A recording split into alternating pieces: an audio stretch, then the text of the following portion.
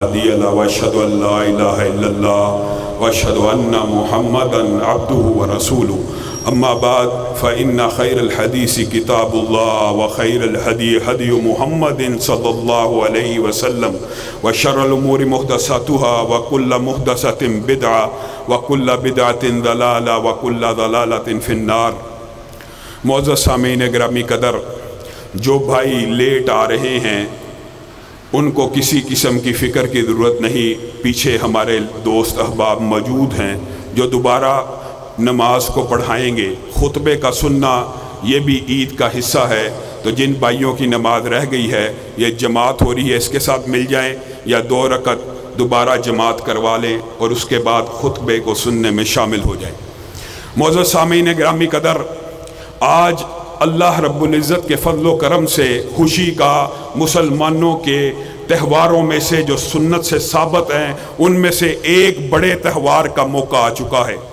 یہ جو تہوار ہے یہ کس نبی کی اصل میں یاد ہے، یہ کس نبی کی سیرت کا خلاصہ ہے، یہ کس نبی کی سیرت کا دباچہ بھی کہہ لیں، اختتامیہ بھی کہہ لیں، خلاصہ بھی کہہ لیں، مقصد بھی کہہ لیں۔ ان نبی کی سیرت کے حوالے سے ہم خطبات میں ان کی سیرت کو بیان کر رہے ہیں۔ آج صرف ان کے چند پہلوؤں کو بیان کرنا ہے۔ ان کی 3 بہت بڑی آزمائشیں، ان 3 آزمائشوں کو رکھ کے اپنی بات کو ختم کریں گے۔ حضرت ابراہیم نمرود کے دربار میں کھڑے ہیں، مکالمہ ہونا شروع ہو چکا ہے، بادشاہ وقت ہے، آگ کا الاؤ جلا چکا، ابراہیم کو کہہ رہا ہے ایمان لے کے آ، میں تیرا رب ہوں، میں ہی تیرا پالنہار ہوں، میرے ہی حکم سے نہریں چلتی ہیں۔ ابراہیم جواب میں کیا کہتے ہیں؟ ربی الذی یحیی و یمیت، ہاں میں تیرے پہ ایمان لا سکتا ہوں، لیکن میرا رب وہ ہے جو زندہ کو مردہ کرتا ہے اور مردہ کو زندہ کرتا ہے۔ اگر تو یہ صلاحیت شوق کرے گا میں تجھ پہ ایمان لے آؤں گا۔ کہا انا احیی و امید، نمرود کہنے لگا انا احیی و امید، یہ تو نے بڑی آسان شرط رکھی، میں ہی زندہ کرتا ہوں، میں ہی مارتا ہوں۔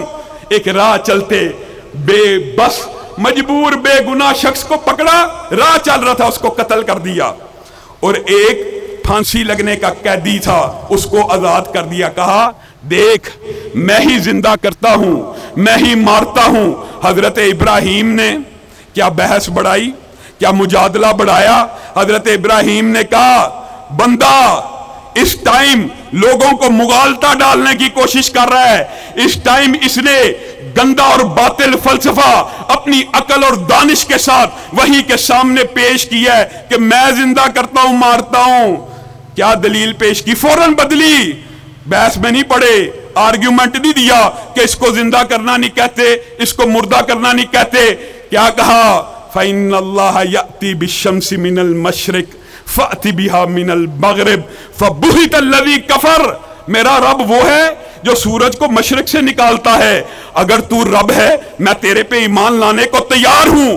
آج بھی یہی دلیل ہے، آج بھی یہی دلیل ہے۔ جگہ جگہ ہر 1 کلومیٹر کے اوپر جھکنے والوں، کسی حجر، کسی شجر، کسی مزار، کسی قبر کی پرستش کرنے والوں، اس کی پوجا کرو۔ ہاں جو مغرب سے سورج نمودار کر کے دکھا دے۔ ابراہیم بھی یہی شرط رکھ رہے ہیں، لے آ مغرب سے، میں تجھ پہ ایمان لے کے آتا ہوں۔ فَبُہِتَ الَّذِي كَفَرَ، قیامت تک قیامت قائم ہو سکتی ہے، کوئی بندہ مغرب سے سورج کو نہیں نکال سکتا۔ اور کفر گنگا ہو کے رہ گیا، اور قرآن پاک نے اس گنگے پن کو خود بیان کیا۔ اس نے کہا یہ بڑا ظالم ہے، اس کو آگ میں ڈالو۔ منجنیق تیار کی، منجنیق کا پتہ ہے وہ جو بڑے بڑے پتھر پھینکنے والی مشینیں پرانے دور میں ہوتی تھیں، وہ سب سے پہلے اس نمرود نے ایجاد کروائی ابراہیم کو پھینکنے کے لیے آگ میں۔ آگ کا الاؤ بہکایا، دہکایا، کہا اتنی آگ ہونی چاہیے کہ بندہ قریب سے نہ گزرے۔ اچھا اب قریب سے نہیں گزرے گا تو پھینکے گا کون؟ ایک مشین تیار کرتے ہیں جو دور سے ابراہیم کو پھینکے گی آگ کے اندر۔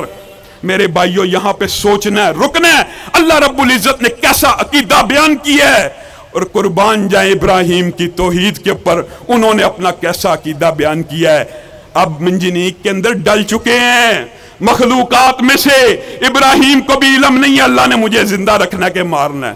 بتائیے اگر ابراہیم کو علم ہو جائے کہ یہ آگ میں مجھے پھینکا جائے گا اور آگ جلائے گی نہیں، تو یہ کون سی قربانی ہے؟ اللہ کی قسم، انبیاء کی قربانیوں کے اوپر کیسے باطل گندے نظریات نے پانی پھیر دیا۔ ابراہیم کو پتا ہو آگ نے جلانا نہیں، یہ قربانی کیسی ہے؟ حتیٰ کہ جبریل امین گھبرا گئے کہ پتہ نہیں آج ابراہیم نے زندہ رہنا ہے یا شہید ہو جانا ہے۔ ابراہیم آپ کی اللہ سے کوئی حاجت تو نہیں، مجھے کہیے، میں جا کے دربار میں پیش کرنا چاہتا ہوں۔ بتائیے، ایک نبی ہے، رسول ہے، جبریل کو کہہ سکتے تھے نا اللہ کو کہو پیغامبر ہیں، ایک پیغام لے کے جانا، اس میں کیا حرج کی بات ہے؟ لیکن ابراہیم نے وہاں پہ توحید کا ڈنکا ایسے بجایا، کیا کہا؟ جبریل میری تجھ سے کوئی حاجت نہیں، حسبی اللہ، میرے لیے میرا رب کافی ہے۔ جب یہ الفاظ نکلے، منجنیق چلی، ابراہیم آگ کے اندر گر گئے، زمین ساکت ہے، آسمان سہما ہوا، بے شمار انبیاء شہید ہو گئے۔ کیا آج ابراہیم بھی شہید ہو جائیں گے؟ جبریل کو بھی علم نہیں ہے؟ یہاں پہ نبیوں کو سارا علم ان کی قربانیوں کے اوپر پانی پھیرنے کا یہ فلسفہ ہے کہ نبی سارا ہی عالم غیب جانتے ہیں، سارا علم غیب جانتے ہیں۔ یہ کون سی قربانی ہے؟ اللہ رب العزت آسمان کی بلندیوں سے ارشاد فرماتے ہیں، قلنا یا نار کونی بردم و سلاما۔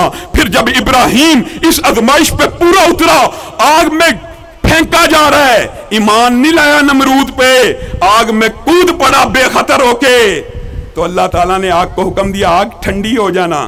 پھر اللہ کی مخلوق ہے نا آگ، اللہ نے کہا کہیں میرے حکم کے تابع ہو کے اتنی ٹھنڈی نہ ہو جائے کہ فریز کرنا شروع کر دے۔ قلنا یا نارو کونی بردم و سلاما، اتنی ٹھنڈی نہ ہونا کہ میرے ابراہیم کو ٹھنڈ لگ جائے، اس کے لیے ایک گلستان بن جانا، اس کے لیے ایک چمنستان بن جانا۔ اتنی بڑی آزمائش میں ابراہیم پورا اترا، اللہ نے ابراہیم کو خلیل چن لیا، ابراہیم نے رب کو خلیل بنایا، ایک دوسرے سے محبت ہونا شروع ہو گئی۔ اب کیا ہوا؟ اب بڑھاپے کا عالم آ گیا، ایک بچہ پیدا ہوا، ابراہیم نے اس کو بوسہ دیا، محبت امڑ آئی، آنکھ میں آنسو آ گئے، اللہ تیرا شکر، اتنا بوڑھا ہو گیا تو نے بچہ دیا۔ اللہ نے دیکھا ابراہیم کا دل محبت میں دھڑک رہا ہے، یہ جو اس کا بیٹا ہوا ہے اس کو یہ عزیز ہے۔ آگ کی آزمائش تو ہو چکی، اب آزمائش اس سے بھی بڑی ہے، یہ بیٹا عزیز ہے کہ رب کا خلیل ہونا عزیز ہے۔ حکم دیا اٹھ، اپنے بیٹے اور بیوی کو وادی غیر غیر ذی زرع میں چھوڑ دے۔ اور ابراہیم ایسے ہیں، اللہ کی قسم کیا اطاعت ہے، ایک لمحہ بھی نہیں سوچا، سیدھا بیوی کو پکڑا، بچہ ابھی پیدا ہوا، ابھی چوما، ابھی چاٹا، ابھی محبت بیدار ہو رہی ہے۔ اللہ آزما رہا ہے کہ بچے کی محبت اللہ سے آگے تو نہیں نکل گئی، چھوڑ گیا۔ اچھا اللہ چھوڑ آتا ہوں، آپ کا حکم آ گیا، آپ کا آرڈر آ گیا، انی اسکنتو من ذریتی بواد غیر ذی زرع عند بیتک المحرم۔ اللہ آپ کے حکم سے ان کو وادی غیر ذی زرع میں چھوڑ آیا ہوں، حکم آپ کا ہے۔ اللہ وہاں تو پانی بھی نہیں، اللہ وہاں تو کھیت بھی نہیں، اللہ وہاں تو درخت نہیں اگتا، اللہ وہاں تو چارہ نہیں، اللہ وہاں پہ پھل نہیں، حکم آپ کا ہے۔ بیوی بھی دیکھ رہی ہے، بچہ تڑپ رہا ہے، زمین کے اوپر پیاس سے ایڑیاں رگڑ رہا ہے، باپ جا رہا ہے، 3 دفعہ مخاطب کیا، کوئی جواب نہیں دیا، باپ تھے نا، خیال آیا پلٹ کے دیکھوں گا، شاید دل کمزور نہ پڑ جائے، بیوی کو دیکھوں گا، بچے کو ایڑیاں رگڑتے دیکھوں گا، دل کمزور نہ پڑ جائے، پیچھے منہ بھی نہیں کیا۔ تیسری آواز نے بیوی نے صرف یہ کہا، ابراہیم کیا اتنا تو بتاتے جائیے، آپ کا اپنا فیصلہ ہے کہ آپ کے رب کا فیصلہ ہے؟ ابراہیم نے صرف اشارہ کیا، منہ سے الفاظ ادا کرنے کی شکت نہیں تھی، واقعی غم کا عالم تو تھا نا، آزمائش تو بہت بڑی تھی نا، صرف آسمان کی طرف اشارہ کیا، قربان جائیں ماں ہاجرہ پر۔ کیا کہتی ہیں؟ اپنے ہی ہامن ابھی کچھ دیر پہلے ان سے تسلی چاہتی ہیں، اب جاتے ہوئے دور سے تسلی دے رہی ہیں، جائیے پھر، آپ کا رب ہمیں ضائع نہیں کرے گا۔ دوڑنا شروع کر دیا، صفا کی طرف، مروہ کی طرف دوڑ رہی ہیں، بچہ پیاسا ہے، کوئی قافلہ گزرے کہیں سے پانی کا انتظام ہو جائے۔ اللہ اکبر، اللہ نے یہ باغ دوڑ اتنی پسند کی، کیا کہا؟ ان الصفا والمروہ من شعائر اللہ، اور دوڑی بی بی ہاجرہ، اور اللہ نے کہا صفا اور مروہ آج کے بعد میری نشانیاں ہیں، میری شاعر ہیں، جو کوئی بھی اب حج کرے گا، جو کوئی بھی اب عمرہ کرے گا، قیامت قائم ہوگی، بی بی ہاجرہ کی سنت کے اوپر عمل کرنا ہوگا، ان کی صحیح کرنی پڑے گی۔ صحیح کر رہی ہیں، بیٹے نے ایڑی رگڑی ہے، زمزم کا کنواں جاری ہو گیا ہے، اب بیٹا پل رہا ہے، اب وہ جو وادی ہے غیر ذی زرع ہے اللہ نے ضائع نہیں کیا۔ ابراہیم اب زیارت کے لیے آ رہے ہیں بیٹے کی۔ اللہ اکبر، قرآن پاک میں اللہ کی قسم کوئی ترجمہ پڑھنے والا ان آیات کو پڑھے کلیجہ اس کا چھلنی ہو جائے۔ فلما بلغ معہ السعی، کتنی خوبصورت بات ہے۔ باپ جب اپنے بچے کو اپنے ساتھ بھاگتا دوڑتا دیکھتا ہے نا، اس کے کلیجے میں محبت بیدار ہوتی ہے، اس کی محبت بڑھ جاتی ہے۔ بیٹا کبھی باپ سے آگے دوڑے اور کہے ابا، کبھی پیچھے دوڑے کہیں کہے بابا، اور بابا جانی کی جب صدائیں لگاتا ہے، قرآن اس لمحے کو بیان کرتا ہے۔ اسماعیل پھر اس عمر میں پہنچا کہ باپ کے آگے پیچھے دوڑنے لگا، باپ کو بابا بابا کہنے لگا۔ ابراہیم بھی تو باپ تھا، محبت امد آئی، منہ پہ بوسہ دیا، سر پہ ہاتھ رکھا، کلیجے سے لگایا، اللہ تو نے میرے بچے کو ضائع نہیں کیا۔ یہاں پہ آزمائش کا تیسرا سیزن شروع ہونے والا۔ جب پیدا ہوا تھا بڑی محبت کی تھی، اس وقت آزمایا، بچے کی محبت میرے رب سے بڑھ تو نہیں گئی؟ آج آگے پیچھے دوڑنا، ابا ابا بابا جان کہہ رہا ہے۔ اللہ کی قسم جب بچہ، آپ اپنے بچے کو ذرا ذہن میں لائیے، جب پیار سے کہتا ہے نا ابا جان بابا جانی، وہی الفاظ قرآن میں یہ الفاظ بھی آتے ہیں۔ ابراہیم کے اپنے بیٹے کے ساتھ بڑا پیار ہے، روایات میں آتے ہیں، آگے پیچھے دوڑے ہیں نا، اللہ نے کہا، اللہ نے، اور یہ آزمائش، اللہ اکبر، اللہ رب العزت نے اس آزمائش کے بارے میں جو الفاظ ادا کیے، آپ حیران و ششدر رہ جائیں گے۔ خواب آ گیا، بچہ آگے پیچھے دوڑا نا، خواب آیا، اور جب خواب کا ذکر قرآن پاک میں آیا نا، تو ابراہیم کا پتہ کون سا لمحہ بیان کیا کہ جب بچہ ابراہیم سے آگے نکل رہا تھا، ابراہیم نے بچے اسماعیل کو کہا انی ارا فی المنام انی اذبحک فانظر ماذا تری۔ قربان جائیں باپ ابراہیم پر، ابھی خواب دیکھی ہے کہ اسماعیل کی گردن کے اوپر میں نے چھری کو چلایا۔ اللہ کی قسم وسوسہ شیطان بھی ڈال سکتا تھا، عقل اور منطق بھی ڈال سکتی تھی، لیکن رسول اور پیغمبر تھے، کیا وسوسہ آ سکتا تھا؟ ہاں بھی تو ہے، لیکن ابراہیم نبی ہے، ابراہیم رسول ہے، پیغمبر ہے، اس کو پتہ ہے نبی کا خواب حجت ہوتا ہے، نبی کا خواب وحی ہوتا ہے۔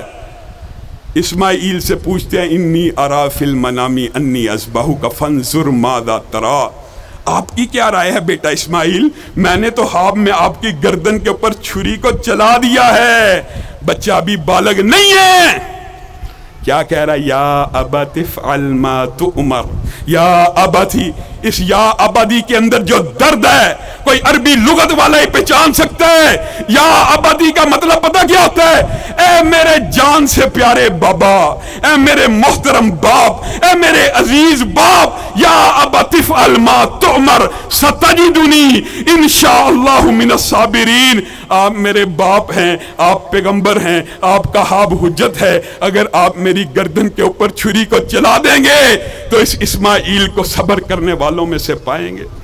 اللہ کی قسم شیطان آیا، بار بار آیا، جمرات کو ہم پتھر مارتے ہیں، کبھی بی بی ہاجرہ کے پاس گیا، کبھی اسماعیل کے پاس گیا، کبھی ابراہیم کے پاس آ کر کے وسوسہ ڈالتا۔ ہاں بھی تو ہے، خواب کی کیا حیثیت ہے جب تک کوئی واضح حکم نہیں آتا؟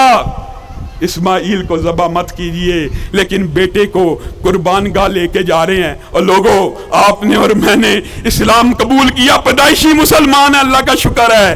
کچھ لوگ بڑے ہوئے شرک سے توبہ کی، بڑے ہوئے بدعت سے توبہ کی، اسلام قبول کیا، امن میں ہیں، حالت امن میں ہیں۔ اور اللہ رب العزت اس باپ بیٹے کے اسلام کا ذکر کرتے ہوئے کیا کہہ رہے ہیں؟ فلما اسلما، جب ان دو نے اسلام کو قبول کیا، ایک کے ہاتھ میں چھری ہے اور دوسرا گردن سیدھی کیے ہوئے بیٹھا کہ گردن کب کٹتی ہے۔ فلما اسلما وتلہ للجبین ونادیناہ ان یا ابراہیم۔ اللہ رب العزت نے اس لمحے کی جزیات کو بیان کیا۔ ابراہیم نے ان کو سیدھا لٹانے کی بجائے ماتھے کے بل لٹایا. کیوں؟ ہے تو باپ تھا نا, دل میں محبت جاگی, اگر چھری کو چلاؤں گا اسماعیل سیدھا پڑا ہوگا, خون کا فوارہ چھوٹے گا, چہرے پہ تکلیف آئے گی, آنکھ میں پانی آئے گا. ابراہیم کا ہاتھ کہیں اللہ کی نافرمانی میں رک نہ جائے. کیا کیا؟ الٹا لٹا دیا. فلما اسلما وتلہ للجبین, پیشانی کے بل لٹا دیا. اللہ کی قسم یہی کر دیتے کافی تھا, لیکن ابراہیم نے بسم اللہ اللہ اکبر کر کے پڑھ کے چھری کو چلا دیا. جس وقت چھری چلی, چھری کا کام کاٹنا ہوتا ہے. یہاں پہ کیا ہوا؟ وَنَادَيْنَاهُ أَن يَا إِبْرَاهِيمُ قَدْ صَدَّقْتَ الرُّؤْيَا. اللہ رب العزت نے کیسی تصدیقی کلمات نازل کیے. ابراہیم تو نے تو اپنا خواب بعین اسی طرح سچا کر دکھایا جیسے میں نے تجھے خواب میں دکھایا تھا, لیکن میں تیرے بچے کو قربان نہیں ہونے دوں گا. اس کی جگہ ایک مینڈا لا دیا. چھری چل چکی تھی, آنکھیں کھولی, مینڈے کے اوپر چھری چل چکی ہے. اسماعیل مسکرا رہے ہیں. لیکن بتائیے ابراہیم نے کوئی غلطی کی؟ اللہ کہتا ہے یہ بہت بڑی آزمائش تھی. وَفَدَيْنَاهُ بِذِبْحٍ عَظِيمٍ, اور ہم نے اس کو اتنی عظیم الشان ذبح کی, اتنی عظیم الشان ذبح کی, سنت کو اس طرح پسند کیا کہ اب قیامت قائم ہوگی ایک امت جو ابراہیم کی امت نہیں ہوگی, ان کے بیٹے محمد صلی اللہ علیہ وسلم کی امت ہوگی. اس قربانی کو یاد رکھتے ہوئے جانوروں کے گلوں پہ چھری کو چلائیں گے.